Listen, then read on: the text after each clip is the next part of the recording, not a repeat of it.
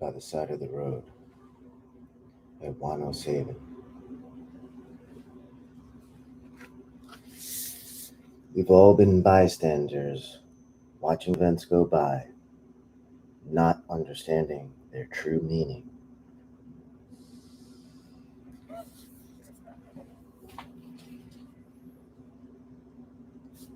Join me, won't you? Coffee and cigarette? Don't mind if I do.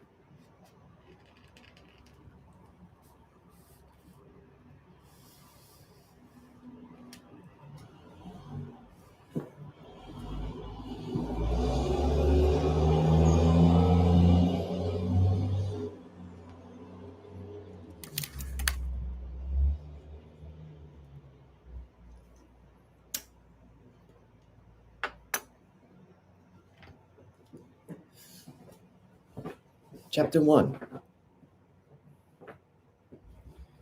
The Kid by the Side of the Road. As a country, one thing people forget in this modern era is that we've been in a national crisis numerous times, far, far more than people care to recall. We do remember 9/11, and some of us were around during President Kennedy's assassination. Then there was Abraham Lincoln's assassination 150 years ago. But there's a common theme that's been going on through all of those crises that I think we need to revisit.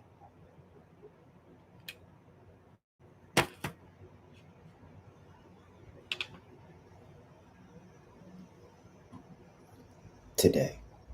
And and that is about who is actually behind the scene orchestrating these events that we are continually put into.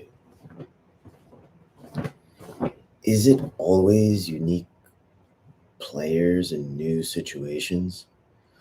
Or is there an underlying theme and a common group of perpetrators with these crimes against America and the world? Is there an organization of people trying to keep us enslaved?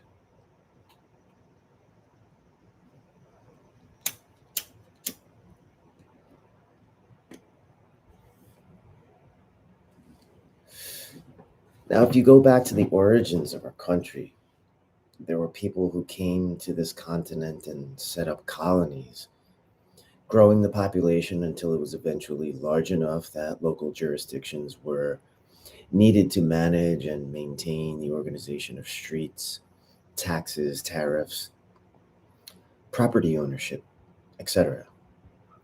Then came the creation of a constitutional government from groups of states aligned and working together.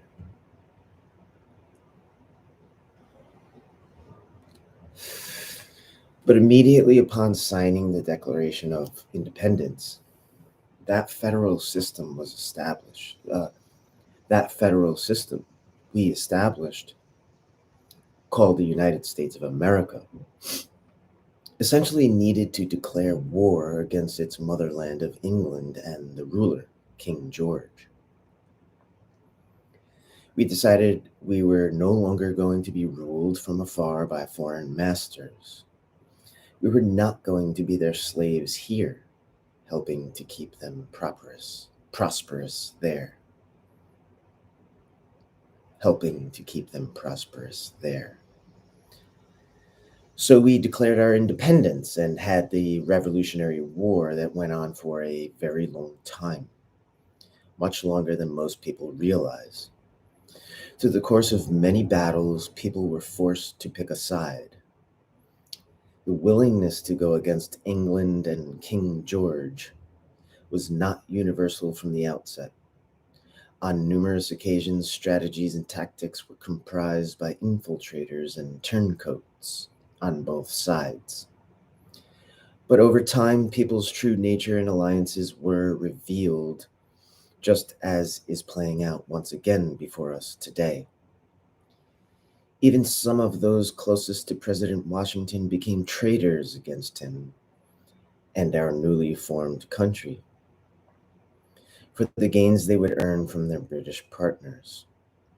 And even after we won the Revolutionary War, when the Brits had retreated, we then needed to win a second war against England.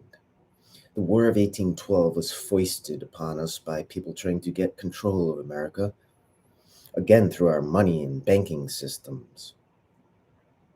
That was a very extensive battle and bad situation that we had to again fight our way out of. By most accounts, it was a bankers' war to gain control of our banking and monetary systems. They wanted to control our currency, even though the Constitution would only allow for our own government to create our money. As we move forward in time, what happened during Abraham Lincoln's presidency? Early on in his administration, and instigated by monarchy agents out of Europe, a rift was accentuated between the northern and southern US.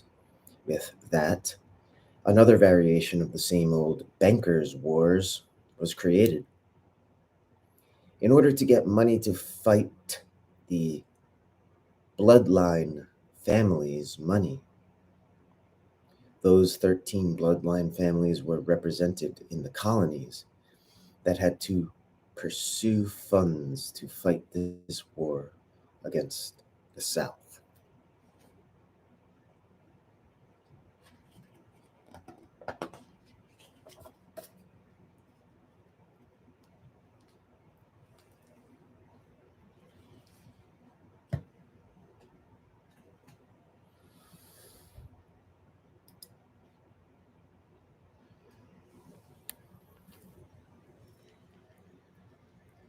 This has been a reading of the first page of Kid by the Side of the Road by JUAN. Stay tuned.